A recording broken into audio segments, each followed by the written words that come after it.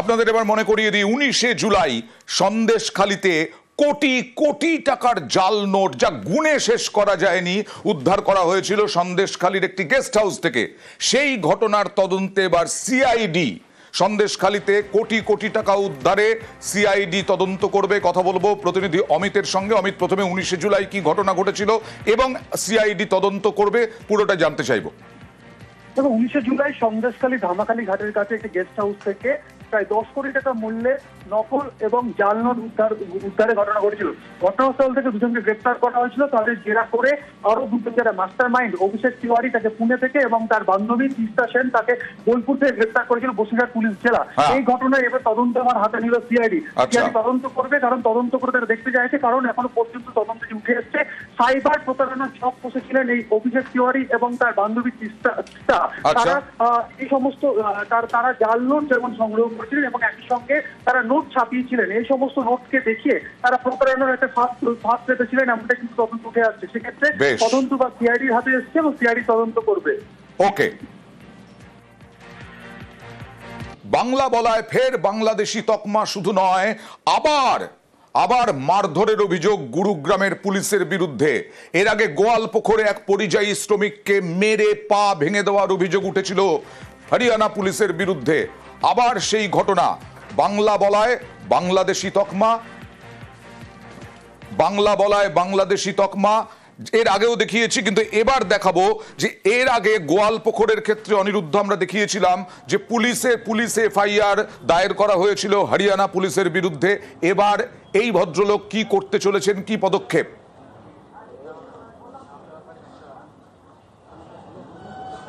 দেখো, উত্তর 24 পরগনার গোপালনগর থানা এলাকার এই বাসিন্দা, অর্থাৎ এই সাধন দাস প্রায় 4 বছর আগে হরিয়ানাতে গিয়েছিল পরিবার সমেত, একদম পুরো পরিবার ধরেও সেখানে গিয়েছিল এবং সেখানে একটি বেসরকারি কোম্পানিতে কাজ করত। তার অভিযোগ, গত 27শে জুলাই সে যখন কাজে যাচ্ছিল সেই সময় হরিয়ানা পুলিশ তাকে আটকায় এবং সে বাংলায় বলেছিল সে কাজে যাচ্ছে। এটাই তার অপরাধ। বাংলা বলার কারণে তাকে বাংলাদেশি সন্দেহে মারধর করে, ব্যাপক আকারে মারধর করে বলে অভিযোগ, এবং তাকে 2.5 ঘন্টা আটকে রেখেছিল।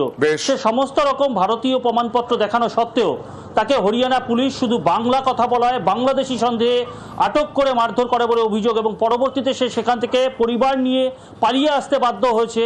এবং আতঙ্কিত হয়ে আজ বনগাঁ জেলা তৃণমূল কংগ্রেসের সভাপতি বিশ্বজিৎ দাসের বাড়িতে এসে অভিযোগ করতে থাকে যে তার সমস্ত রকম সামগ্রী সেখানে পড়ে রয়েছে, তারা সেখান থেকে পালিয়ে এসেছে এখানে।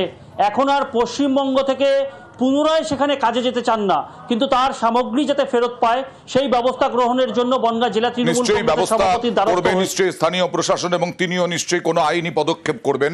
এবার হিন্দি ভাষা খুব কম বুঝি, আমি বাংলায় কথা বলি, বাংলায় কথা বলতে আমার খুব প্রচুর মারা মেরেছে। আমি আধার কার্ড দেখানি পারে, আধার কার্ড দেখলো, আধার কার্ড দেখানি পারে, তবুও মারছে। বললো যদি ফের যদি আসতে দেখি তাহলে আমি জানা মেরে দেবো। কতক্ষণ আটকে রেখেছিল? আমার 2.5 ঘন্টা ধরে রাস্তা আটকে ছিল। আমি কান্নাকাটি। কোথায় কোথায় মেরেছে? আমার হাতে মেরেছে, এই হাতে মেরেছে, এই হাতে মেরেছে, পায়ে মেরেছে, পাছায় মেরেছে, সমস্ত জায়গায় মেরেছে। আপনারা কি পালিয়ে এসেছেন? আমি হ্যাঁ, পুরো পরিবার সহ পুরো পরিবার সবাই মিলে পালিয়ে এসেছি। আমি আমাকে ধরার জন্য এসেছিল 3 বার। রুমে আমার ওয়াইফ থাকতো, ওকে আমি রুমের ভিতরে ভরে বাইরে দিয়ে তালা মেরে আমি চলে যেতাম এদিকে ওদিকে, যাতে আমাকে ধরতে না পারতো। পালিয়ে থাকতাম। তারপর বাংলা বলায় হেনস্থা করছে, বিশাল বাজে বাজে গালাগালি দিচ্ছে, মারধর করছে, মানে খারাপ ব্যবহার করছে অতিরিক্ত। আর এই জায়গায় আসা হলো আমাদের 3 দিন। পালিয়ে চলে এসেছি, কিছু আনতে পারিনি, শুধু জামা প্যান্ট পরে চলে এসেছি।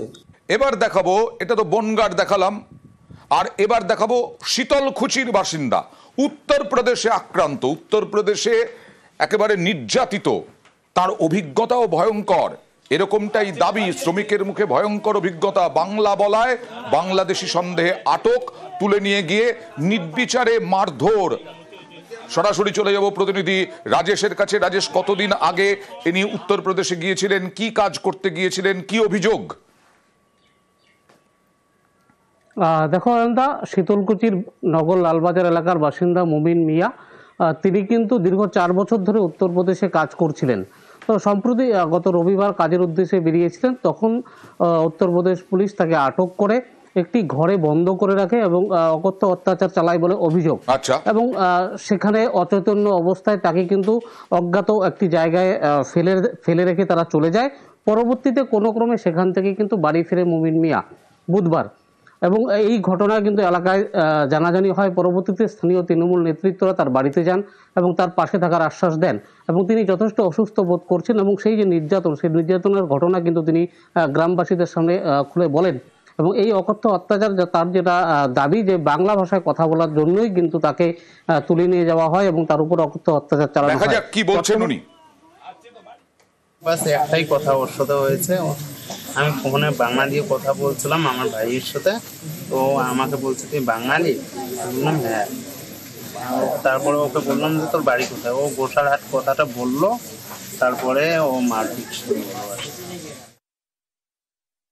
বিশেষ করে বিজেপি শাসিত যে রাজ্যগুলো আছে, বিশেষ করে রাজস্থান, হরিয়ানা, দিল্লি, উত্তরপ্রদেশ, মহারাষ্ট্র, এই রাজ্যগুলোতে যারা গেছে, এই কাজের সূত্রে গেছে, তাদের উপর বাংলা বলার অপরাধে তাদেরকে বাংলাদেশি প্রতিপন্ন করে তাদের উপর অত্যাচার করা হয়েছে। এই মুহূর্তের গুরুত্বপূর্ণ খবর, পিছিয়ে গেল জয়েন্টের ফল প্রকাশ। ওবিসি জটে পিছিয়ে গেল জয়েন্টের ফল প্রকাশ। জটিল হলো আরো 10টি পরীক্ষার ফল প্রকাশ। পুরনো ওবিসি বিধি মেনে ফল প্রকাশের নির্দেশ। জয়েন্ট বোর্ডকে নতুন করে মেধা তালিকা প্রকাশের নির্দেশ। 15 দিনে জয়েন্টের মেধা তালিকা প্রকাশের নির্দেশ হাইকোর্টের বিচারপতি কৌশিক চন্দর। জয়েন্ট এন্ট্রান্স বোর্ডকে নতুন করে মেধা তালিকা প্রকাশ করতে নির্দেশ।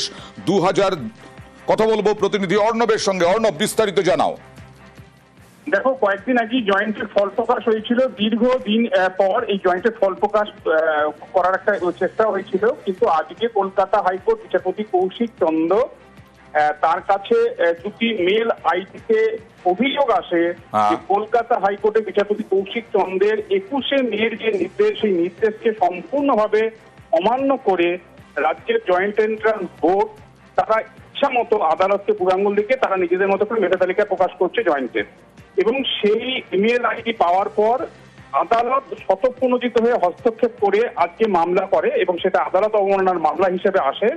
সেখানে যে রাজ্যের উচ্চশিক্ষা দপ্তরের যিনি সচিব, তিনি সরাসরি এজলাসেই আজ উপস্থিত ছিলেন।